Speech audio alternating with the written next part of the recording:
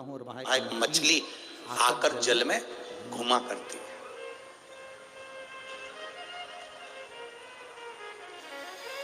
पूजन करते समय, तुलसी को जल चढ़ाते समय, अभिषेक पूजन करते समय, घर में आप पूजन कर रहे हैं उस समय पर तुलसी को जल चढ़ा रहे हो, उस समय पर पीपल की पूजन कर रहे हो, उस समय पर बेलपत्री का पूजन कर रहे हो, उस समय पर आंवले का पूजन कर रहे हो, उस समय पर या कोई पूजन भजन आप कर रहे हैं उस समय पर दरवाजे पर अगर 3 सामने खड़े हो जाते हैं तो ये समझ लेना कि आपकी पूजा को भगवान ने स्वीकार कर लिया। कौन 3 है उसका स्मरण करिएगा।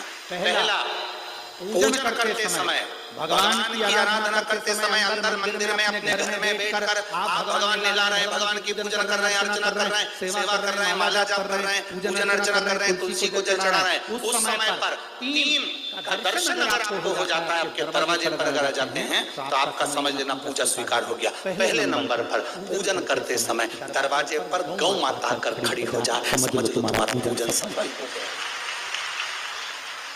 आप पूजन कर रहे हैं अंदर से, गाय रहा रही है, आप पूजन कर रहे हैं अंदर से, गौ माता गौमूत्र कर रही है, आप पूजन कर रहे हैं अंदर से, गौ माता गोबर कर रही है, आप पूजन कर रहे हैं अंदर से और गाय दरवाजे पर आकर खड़ी हो गई। तुम्हारी अर्चना में, तुम्हारी आराधना में, तुम्हारी साधना में गौ माता तुम्हारे सामने आकर खड़ी हो जाए। पूजन के समय पर अचानक आकर तुम्हारे द्वार पर तुम तुलसी को जल चढ़ा रहे हो, तुम्हारे दरवाजे पर आ जाए। और मेरा विश्वास करता है यहाँ जितनी मेरी जीजियां बैठी हैं, यहाँ जितने मेरे जीजा बैठे हैं, ये मेरा विश्वास करता है आपके साथ कभी ना कभी ये जरूर हुआ होगा। पूजन के समय पर गौ माता का दर्शन होता ही, ये मेरा विश्वास करता है।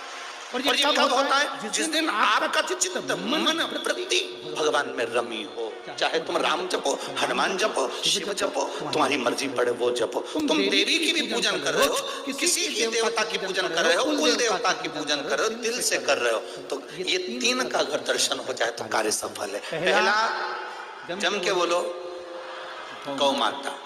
दूसरे नंबर पर हमारे यहाँ हम पूजन में लगे हुए हैं, आराधना में लगे हुए हैं, भगवान की अविरल भक्ति में लगे हुए हैं, भगवान की पूजन, आराधना और भक्ति में हम तल्लीन हैं।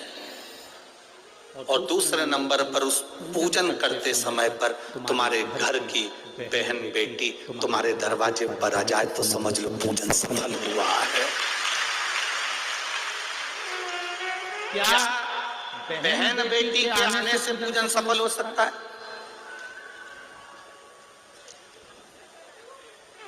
कहाँ लिखा हुआ है महाराज जी? आप इतनी बड़ी बड़ी बातें करते हो। पूछने वाले पूछ सकते हैं, कहने वाले कह सकते हैं, आपने कैसे कह दिया कि बहन बेटी के आने से सफल हो जाता कार्य? तो आप उठाओ, हिमालय राज का बेटा बाणासुर से दोस्ती कर लेता, माता पार्वती का भाई बाणासुर से दोस्ती कर लेता है, और दोस्ती कर लेता है तो उसके चुंगल में फंस जाता है, बाणासुर के चुंगल में। भाई संकट में आ जाता है। आज हिमालय राज और मैनावती दोनों बैठकर भगवान की आराधना कर रहे थे, इतने में पार्वती का आगमन हो जाता है।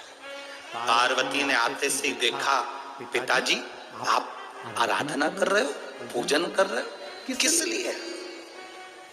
क्यों? मैनावती ने कहा तेरा भाई संकट में घिरा हुआ है।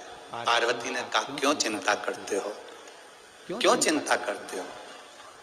पिताजी मैं आई हूं ना, चिंता मिटा दूंगी, चिंता मिटा दूंगी, आप चिंता ना करें। क्या हुआ? बाणासुर तेरे भाई को कष्ट दे रहा। बेटी पार्वती ने संकल्प ले लिया, उस बाणासुर का अंत मैं करूंगी।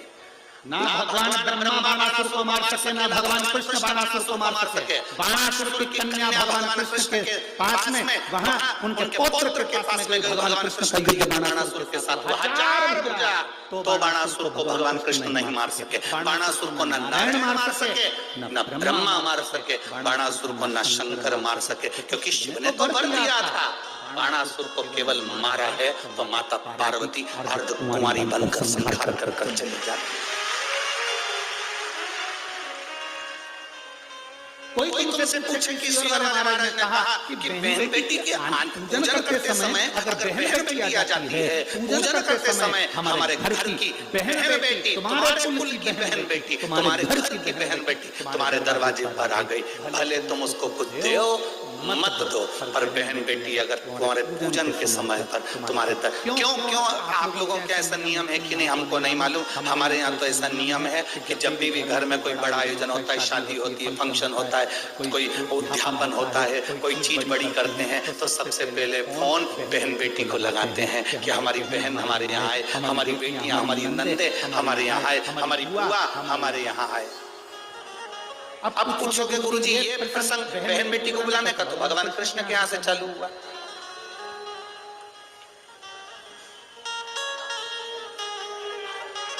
नंद बाबा की कितनी बहन थी? दो, नंदा सुनंदा। नंद बाबा की दो बहन थी। एक बहन को मालूम पड़ा कि यशोदा जी को संतान होने वाली है, तो एक ने दूसरी से कहा भाभी को संतान होने वाली है, तू कब जाएगी? बहनों में बड़ा प्रेम रहता है, मायके जाने से पहले फोन पे बात कर लेती, तू कितनी तारीख को जाएगी? वो बोलती है कि मैं इतनी तारीख, तो मैं थोड़ा सा बाद में आ जाऊंगी, तू चली जाना फिर मैं आ जाऊंगी। अब भाभी को कोई नहीं है संभालने वाला, तो जाता तो अपने कोई संभालना पड़ेगा, डिलीवरी तो अपने को देखना पड़ेगी। एक काम कर, 15 दिन पहले तू संभाल लेना, 15 दिन बाद मैं संभाल लूंगी। हाँ ठीक है। नंदा सुनंदा दोनों ने आपस में बात कर ली कि भाभी को संतान हो तो तुझे, तो आ गई नंदा। नंद बाबा की बहन नंदा आकर घर में रहने लगी, और भाभी को जब जापा हुआ तो सबसे पहले नंदा भगवान को हाथ जोड़कर कहती है, बाबा ऐसी कृपा करना, ए बाबा ऐसी कृपा करना, मेरे भैया के यहाँ 60 साल के बाद तो औलाद हो रही है, तो ऐसी कृपा करना कि उनके घर में लड़का हो जाए। और नंदा हाथ जोड़ती जोड़ती जोड़ती जोड़ती यशोदा जी के कक्ष में गई, और जो कक्ष में गई जाकर जो दर्शन करा तो लाला का दर्शन था। नंदा खुश हो गई, थाली उठाकर बजाने लगी कलार से, और एक थाली को उठाकर नंदा ने बजाया, थाली को उठा,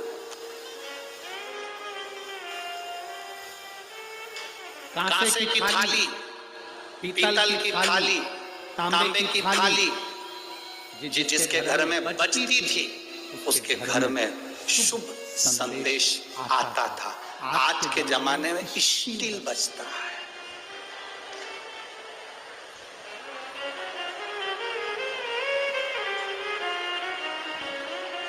अब तो स्टील भी गया, प्लास्टिक। अब वो बजता, जिसके घर में तांबे की थाली, पीतल की थाली, कांसे की थाली।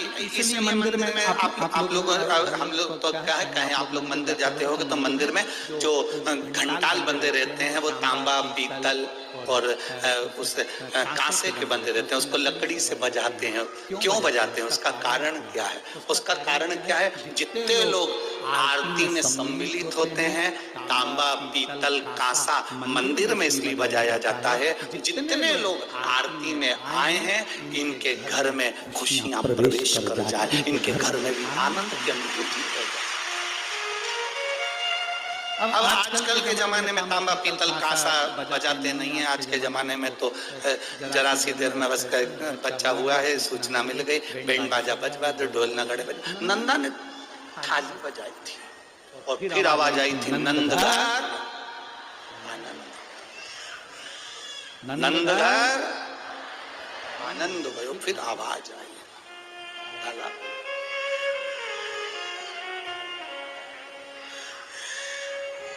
शिव तत्व कह रहा।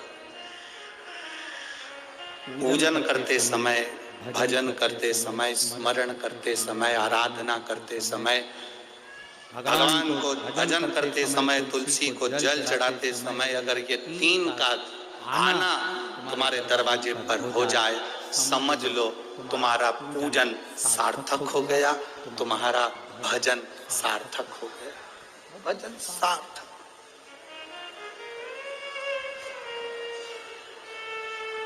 अब आज सुबह की हम आपको बताएं, एक तो महाराज जी ने कमरा भी ऐसी जगह दिया है कि जहां सबकी आवाज हमको सुनाई दे जाए,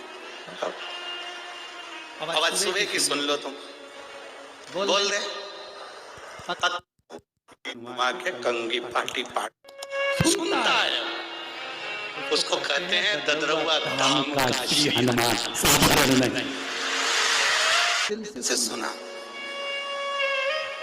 सफलता देता है बाबा, सफलता क्या ना, तेरी कृपा बिना दरवाजे भर जाए, जीवन की सफलता मानना, पूजन सफल मान लेते हैं श्वास तेरी कृपा से।